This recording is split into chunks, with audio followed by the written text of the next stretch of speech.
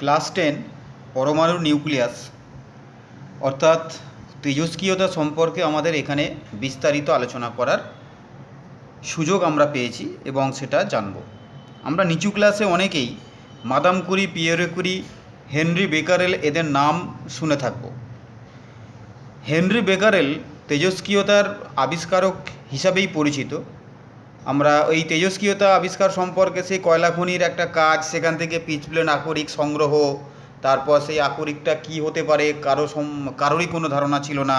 সেটাকে একটা সাদা কালো কার্বন কাগজে মুড়ে টেবিলের ড্রয়ারের মধ্যে রেখে দেওয়া হয়েছিল। পরের দিন দেখা গেল যে সেই কালো কার্বন থেকে ভেদ করে এক প্রকার অদৃশ্য রশ্মি এবং ওই ড্রয়ারের নিচেই থাকা ফটোগ্রাফি প্লেটের উপরে প্রতিপ্রভা সৃষ্টি করেছে। এবং যেহেতু ড্রয়ারের ভিতরে ছিল, সেটা অন্ধকারের মধ্যে ছিল এবং অন্ধকারের মধ্যেও এক প্রকার রশ্মি নির্গত হয়েছে, কারণ ফটোগ্রাফি প্লেটের ওপরে কোনো বিশেষ প্রকারের রশ্মি আপাতিত হলে তবেই সেখানে প্রতিপ্রভা সৃষ্টি হয় বা তার উপরে দাগ পড়ে। যেমন আমাদের এক্স রে প্লেটের ওপরে যখন এক্স রশ্মি গিয়ে পড়ে, আমাদের হাড়ের ছবিটা সেখানে গিয়ে পুরোপুরি ফুটে ওঠে। ব্যাপারটা সেই রকম। যেমন ধর একটা পাথরের টুকরোকে যদি আমরা কাগজে মুড়ে রেখে দিই, তাহলে পাথরের যা শেপ, ওই শেপের সমান একই শেপ বিশিষ্ট একটা ছবি ওরকম ফটোগ্রাফি প্লেটের উপরেও ফুটে উঠবে। পরের দিন উনি যখন ড্রয়ার থেকে খুলে ওই জিনিসটাকে দেখলেন, সেখানে দেখলেন যে ওই তেজস্ক্রিয় পদার্থের একদম এবড়ো খেবড়ো আকৃতি বিশিষ্ট একটা ছবি ওই ফটোগ্রাফি প্লেটের উপরে সৃষ্টি হয়েছে। এখান থেকে হেনরি বেকারেল যেটা বলেছিলেন যে ওই যে আকরিকটা বা পিচব্লেন্ড যে আকরিক, সেই আকরিক থেকে এক প্রকার অদৃশ্য রশ্মি নির্গত হয়েছে, যে রশ্মিটা অন্ধকারের মধ্যেও যেতে পারে, কালো কাগজকে ভেদ করে যেতে পারে এবং ফটোগ্রাফি প্লেটের ওপরে প্রভাবিত করতে পারে। এই রশ্মিটার নাম তিনি তার নাম অনুসারে দিলেন বেকারেল রশ্মি। পরবর্তীকালে এই ঘটনাটাকেই তেজস্ক্রিয়তা বা রেডিও অ্যাক্টিভিটি হিসাবে চিহ্নিত করা হয়েছিল। ইউরেনিয়াম, থোরিয়াম, রেডিয়ামের মতো কতকগুলি ভারী মৌলের পরমাণু নিউক্লিয়াসে যে কোনো অবস্থাতেই স্বতঃস্ফূর্তভাবে এক প্রকার অদৃশ্য বিকিরণ করতে থাকে। সেই অদৃশ্য বিকিরণ করাটা কখনোই চাপ, তাপ, অনুঘটক, তড়িৎক্ষেত্র, চুম্বক ক্ষেত্র দ্বারা প্রভাবিত হয় না। মানে রশ্মির বিকিরণটা প্রভাবিত হয় না, কিন্তু বিকিরিত রশ্মিটা প্রভাবিত হতে পারে, কিন্তু মানে এই বিকিরণ হওয়াটা প্রভাবিত হয় না। পদার্থের এই রকম অদৃশ্য রশ্মি স্বতঃস্ফূর্তভাবে অবিরাম গতিতে বিকিরণ করা ধর্মকেই বলা হচ্ছিল তার তেজস্ক্রিয়তা। তেজস্ক্রিয়তার ডেফিনেশনটা আমি এখানে লিখিনি। এই ডেফিনেশনটা তোমাদের বই থেকে, যার বইতে যে যেখানে পাবে লিখতে হবে। তাহলে তেজস্ক্রিয়, এই ঘটনাকে বলছে তেজস্ক্রিয়তা। আর যে সমস্ত মৌল এরকম ধর্ম প্রদর্শন করে তাদেরকে বলা হয় তেজস্ক্রিয় মৌল। তেজস্ক্রিয় মৌল থেকে যে অদৃশ্য রশ্মি বিকিরণ হয় সেটাকে আমরা বলছি তেজস্ক্রিয় রশ্মি। এবার এখানে বলছে তেজস্ক্রিয় পদার্থ হিসাবে সবার প্রথমে নাম আসবে ইউরেনিয়াম। ইউরেনিয়াম অর্থাৎ পিচব্লেন্ড আকরিকের মধ্যে ইউরেনিয়াম সবথেকে বেশি পরিমাণে থাকে। পরবর্তীকালে মাদাম কুরি ওই পিচব্লেন্ড আকরিকের মধ্যে ইউরেনিয়ামের সাথে আরেকটা মৌল আবিষ্কার করেছিলেন, পোলোনিয়াম। এখন এই পোলোনিয়াম মাদাম কুরি তার মাতৃভূমি পোল্যান্ডের নাম অনুযায়ী পোলোনিয়াম নামকরণটা করেছিলেন। ইউরেনিয়ামের থেকে পোলোনিয়ামের তেজস্ক্রিয়তা আরও অনেক গুণ বেশি। এছাড়া থোরিয়াম, রেডিয়াম প্রভৃতি তেজস্ক্রিয় মৌল, এরা সকলেই প্রাকৃতিক তেজস্ক্রিয় মৌল বা প্রাকৃতিকভাবেই এরা প্রকৃতির মধ্যে এদেরকে পাওয়া যায়। তেজস্ক্রিয় রশ্মিগুলো কী কী?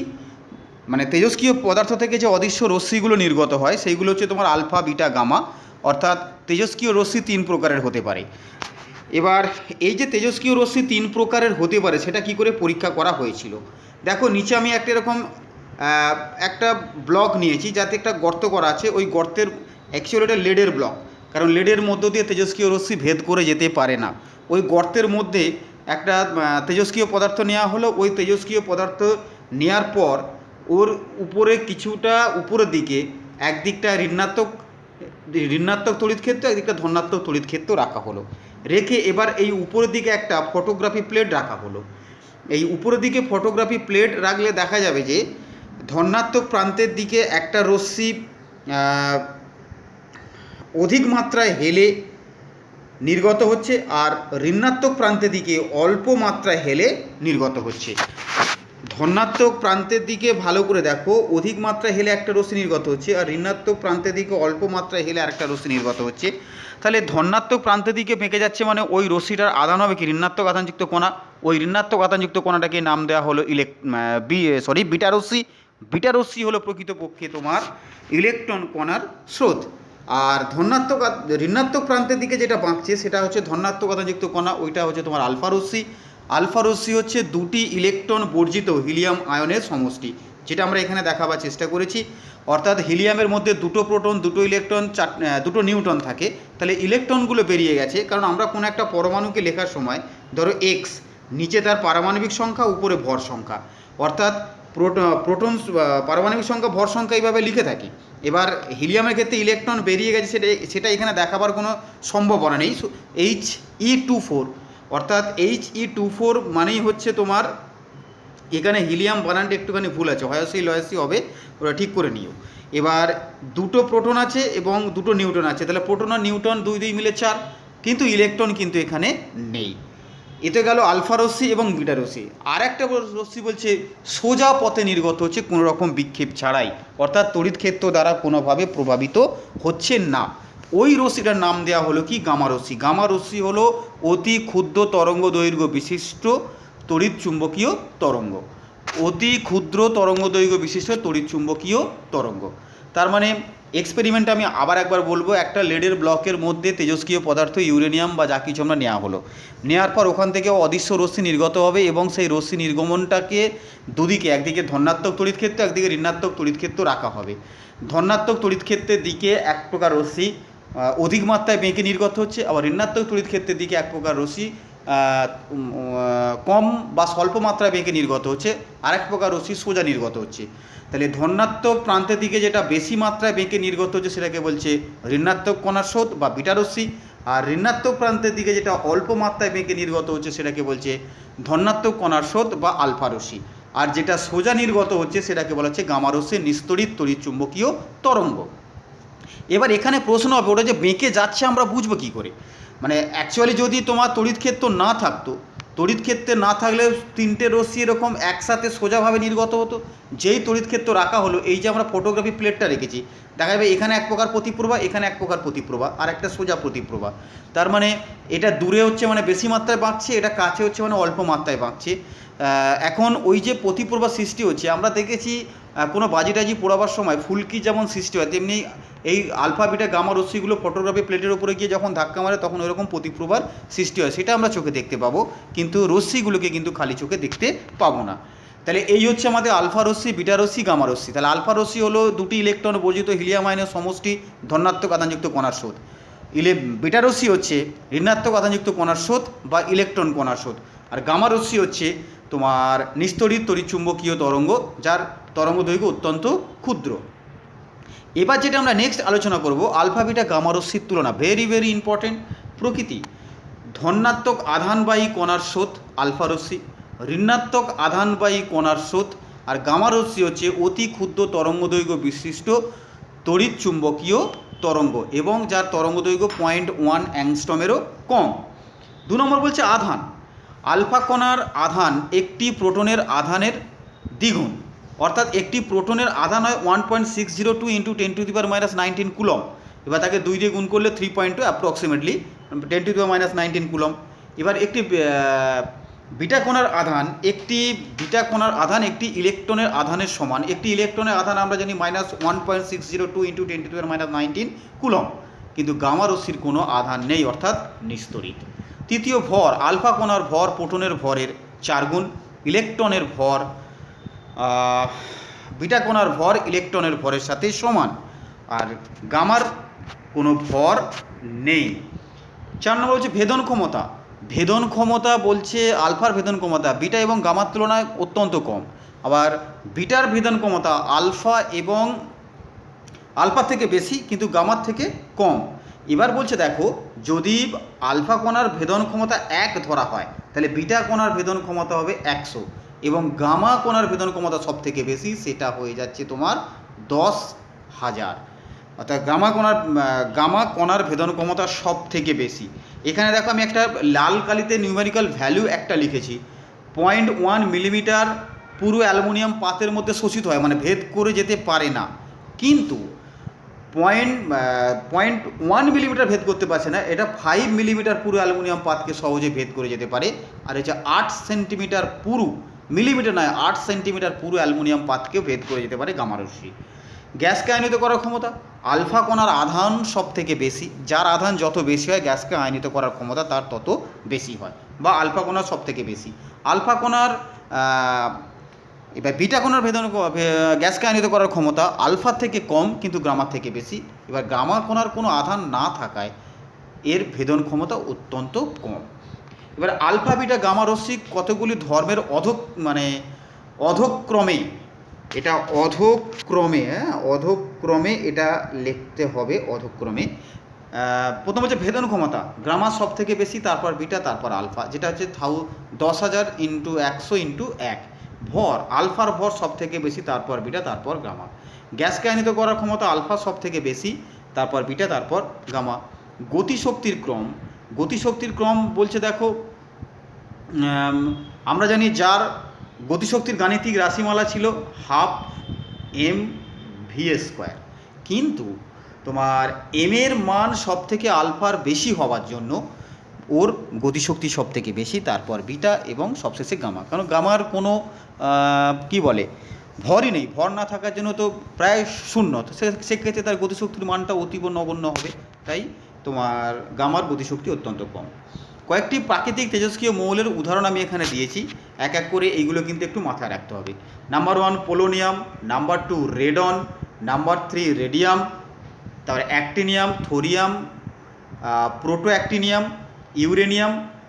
তারপর ইউরেনিয়ামের পরবর্তী যে সমস্ত মৌল আছে, যেমন আমেরিসিয়ান, কুরিয়াম, বার্কেলিয়াম, ক্যালিফোর্নিয়াম, সমস্ত মৌলই হচ্ছে তেজস্ক্রিয় মৌল। আর এখানে যে কটা মৌল বলা হয়েছে প্রত্যেকটা হচ্ছে প্রাকৃতিক তেজস্ক্রিয় মৌল। এছাড়া কার্বন 614 হলো প্রাকৃতিক তেজস্ক্রিয় মৌল। এছাড়া হাইড্রোজেন 13 বা ট্রিটিয়াম, এটাও তেজস্ক্রিয় মৌল, যদিও হাইড্রোজেনের একটা আইসোটোপ। তেজস্ক্রিয় মৌল থেকে আলফা, বিটা এবং মৌল অপসারণের ফলে কি পরিবর্তন ঘটে? Very very important question. কোনো তেজস্ক্রিয় মৌল থেকে একটি আলফা কণা নির্গত হলে তার প্রোটন সংখ্যা 2 একক হ্রাস পায় এবং ভর সংখ্যা 4 একক হ্রাস পায়। ঠিক যেমন ধরো এখানে ইউরেনিয়াম 92-238 একটা মৌল নেওয়া হয়েছিল, সেই মৌলটাকে যদি আমরা দেখি যে ইউরেনিয়াম, এখান থেকে একটা আলফা কণা বেরিয়ে গেছে, আলফা মানেই বলেছিল হিলিয়াম 2-4, তার মানে একটা জিনিস খেয়াল রাখতে হবে, যখন তেজস্ক্রিয় বিক্রিয়া লেখা হবে নিচের পারমাণবিক ক্রমাঙ্কের বাম দিকে যা মান হবে, ডান দিকে যতগুলো মৌল থাকবে প্রত্যেকের নিচের পারমাণবিক ক্রমাঙ্ক যোগ করলে ডান দিক বাম দিক সমান হবে। ঠিক একইভাবে ভর সংখ্যাও ডান দিক বাম দিক সমান হতে হবে। এবার বলছে যে আলফা কণা নির্গত হলে পারমাণবিক ক্রমাঙ্ক 2 একক কমে, তাহলে ইউরেনিয়াম থেকে চলে গেলে দুটো 92 থেকে হবে 90, তখন আর ওটা ইউরেনিয়াম থাকছে না, হয়ে যাচ্ছে থোরিয়াম। এবার 238 ছিল, 4 কমে গেলে 234। এইভাবে কিন্তু আমরা গণনা করতে পারবো। এবার বলছে কোনো তেজস্ক্রিয় মৌল থেকে একটি বিটা কণা নির্গত হলে ওর ভর সংখ্যার কোনো পরিবর্তন হয় না, শুধুমাত্র পারমাণবিক ক্রমাঙ্ক 1 একক বৃদ্ধি পায়। আর গামা রশ্মি নির্গত হলে তেজস্ক্রিয় মৌলের ভর সংখ্যা ও পারমাণবিক সংখ্যার কোনো পরিবর্তন ঘটে না বা অপরিবর্তিত অবস্থায় থাকে। নিচে একটা প্রশ্ন কিন্তু দেয়া হয়েছে, কোনো একটা তেজস্ক্রিয় মৌলের ক্ষেত্রে পরিবর্তনটা হচ্ছে এইরকম, ইউরেনিয়াম 92-238 থেকে লেড 82-206। বলছে এই পরিবর্তনের ক্ষেত্রে কটি আলফা কণা এবং কটি বিটা কণা নির্গত হয়েছে। এবার আমরা জানি কোনো তেজস্ক্রিয় মৌল থেকে আলফা কণা নির্গত হলে পারমাণবিক ক্রমাঙ্ক 2 একক বৃদ্ধি পায় এবং ভর সংখ্যা 4 একক বাড়ে, ভর সংখ্যা 4 একক হ্রাস পায়। তাহলে এখানে যদি আমরা দেখি যে ভর সংখ্যা হ্রাস পেয়েছে কত, 32 একক। আর তাহলে আলফা কণার সংখ্যা 32/4, যেহেতু একটা আলফা কণার জন্য ভর সংখ্যা হ্রাস পায় 4 একক, তাহলে ভর সংখ্যা যেহেতু 4 একক হ্রাস পায়, 4 দিয়ে ভাগ করলেই আমরা আলফা কণার সংখ্যা পেয়ে গেলাম। এবার বলছে পারমাণবিক সংখ্যা, তাহলে যদি 8টা হ্রাস পায় তাহলে পারমাণবিক সংখ্যা হ্রাস পাওয়া উচিত ছিল 8 × 2, তাহলে 16 একক। কিন্তু বাস্তব ক্ষেত্রে দেখো আমাদের হ্রাস পেয়েছে 10 একক, কারণ 92 ছিল হয়ে গেছে 82, অতএব 10 একক।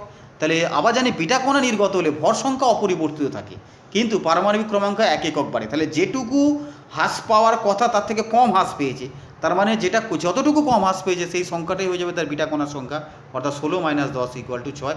অর্থাৎ আলফা কণার সংখ্যা হচ্ছে 8টা, বিটা কণার সংখ্যা হয়ে গেল 6টা। ঠিক এখানে কতগুলো HW দেওয়া হয়েছে, এ এবং বি মৌলকে শনাক্ত করতে হবে। আলফা কণা বেরোচ্ছে, তাহলে থোরিয়াম 92 এখান থেকে দুটো বিটা কণা নির্গত হলে আবার সেই ইউরেনিয়াম 234 জিনিসটা ফিরে চলে আসবে, কারণ ভর সংখ্যা এখানে 34 হচ্ছিল, এখানেও 34 থাকবে, আর এখানে 2 একক বেড়ে গিয়ে আবার 92 ইউরেনিয়াম হয়ে যাবে। ঠিক একইভাবে নিচে দেখো ইউরেনিয়াম 235 দুটো আলফা এবং 3টে বিটা নির্গত হচ্ছে, এক্সকে শনাক্ত করো। দুটো আলফা বেরিয়ে গেলে 4 একক কমে যাবে, আবার 3টে বিটা আসছে মানে তাহলে আবার 3 একক বেড়ে যাবে, তাহলে 92 থেকে 4 একক কমে গেলে 88, 88-এর সঙ্গে আরও 3 যোগ করলে 91, তার মানে থোরিয়ামের পর প্রোটোঅ্যাক্টিনিয়াম, এখানে অ্যাকচুয়ালি মৌল যেটা হবে PA। এবার অনেকে মনে হচ্ছে স্যার তাহলে এই পারমাণবিক ক্রমাঙ্কগুলো কি মুখস্থ করতে হবে? তাহলে মুখস্থ করতে পারলে ভালো, না হলে বলতে হবে যে এক্স মৌলটা হবে এইরকম একটা মৌল যার পারমাণবিক ক্রমাঙ্ক হবে 91, আর ভর সংখ্যা হয়ে যাবে তোমার এখানে 8 একক কম ছিল, তাহলে 35 থেকে যদি 8 কমে যায় তাহলে এটা হয়ে যাবে 227, বা 235 থেকে 8 বিয়োগ করে যে মানটা পাবো সেটাই ওখানে বসিয়ে দেবো।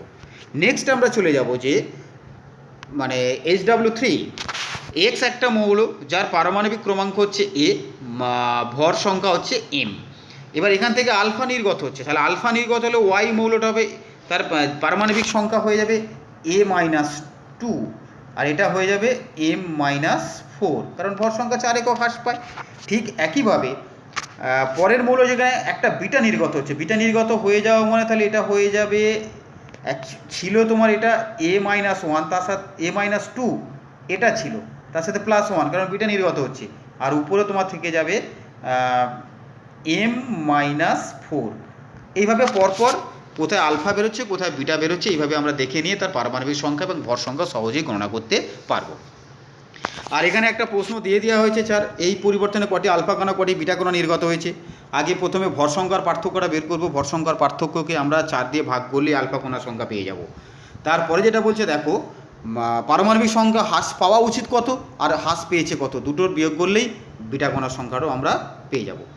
এরপরে যেটা বলছে দেখো অত্যন্ত ইম্পর্টেন্ট, সডি এবং ফাজানের অ্যাকচুয়ালি ফাজান ও সডি দুজন মিলে একটা সূত্র আবিষ্কার করেছিলেন যে কোনো তেজস্ক্রিয় মৌল থেকে আলফা বিটা কণা নির্গত হলে পর্যায় সারণীতে তাদের অবস্থান কী হবে। ভেরি সিম্পল, কিন্তু সিম্পল হলেও তাদের মাথায় তো প্রথম এসেছিল কোনো তেজস্ক্রিয় মৌল থেকে যদি একটা আলফা কণা নির্গত হয় তাহলে তার পারমাণবিক ক্রমাঙ্ক কত হ্রাস পাচ্ছে, 2 একক। তাহলে পারমাণবিক ক্রমাঙ্ক অনুযায়ী আধুনিক দীর্ঘ পর্যায় সারণীতে মৌলগুলিকে স্থান দেওয়া হয়। তাহলে পারমাণবিক ক্রমাঙ্ক 2 একক হ্রাস পেলে তাহলে নতুন যে মৌল বা অপত্য মৌলটা জনক মৌলর সাপেক্ষে 2 ঘর বাম দিকে স্থান পাবে, অর্থাৎ তেজস্ক্রিয় মৌলের প্রথম যে তেজস্ক্রিয় বিঘটনের পূর্বে অবস্থায় মৌলটাকে বলা হয় জনক মৌল বা প্যারেন্টস এলিমেন্ট। তেজস্ক্রিয় রশ্মি নির্গত হয়ে যাওয়ার পর নতুন যে মৌলটা তৈরি হয় তাকে বলা হয় ডটার এলিমেন্ট বা অপত্য মৌল। তাহলে কোনো তেজস্ক্রিয় মৌল থেকে একটি আলফা কণা নির্গত হলে উৎপন্ন নতুন মৌলটি জনক মৌলর সাপেক্ষে 2 ঘর বাম দিকে স্থান পাবে। ঠিক একইভাবে দ্বিতীয় সূত্র, কোনো তেজস্ক্রিয় মৌল থেকে একটি বিটা কণা নির্গত হলে যেহেতু তার পারমাণবিক ক্রমাঙ্ক 1 একক বৃদ্ধি পায় তাই নতুন মৌলটি তার পূর্ব মৌলর সাপেক্ষে 1 ঘর ডান দিকে স্থান পাবে। এটাই হচ্ছে সডি ও ফাজানের গ্রুপ ডিসপ্লেসমেন্ট ল। এবার এখানে কতগুলো আমি বৈশিষ্ট্য দেখাবার চেষ্টা করেছি। তেজস্ক্রিয় মৌলের ক্ষেত্রে N/P, N হচ্ছে নিউটন, P হচ্ছে proton, neutron by proton ratio 1.5 এর বেশি হতে হবে। তেজস্ক্রিয় মৌলের ক্ষেত্রে পারমাণবিক ক্রমাঙ্ক 83 বেশি হতে হবে, মৌলের পারমাণবিক ক্রমাঙ্ক 83 বেশি হতে হবে। তেজস্ক্রিয় মৌলের ভর সংখ্যা 210 সমান বা তার বেশি হতে হবে। তেজস্ক্রিয় মৌলগুলি নিউক্লিয়াস থেকে তেজস্ক্রিয় রশ্মি নির্গত হয় বা তেজস্ক্রিয় কণাগুলি নির্গত হয়। এরপরে যেটা আমরা আলোচনা করব সেটা পরের ভিডিওতে চলে যাব।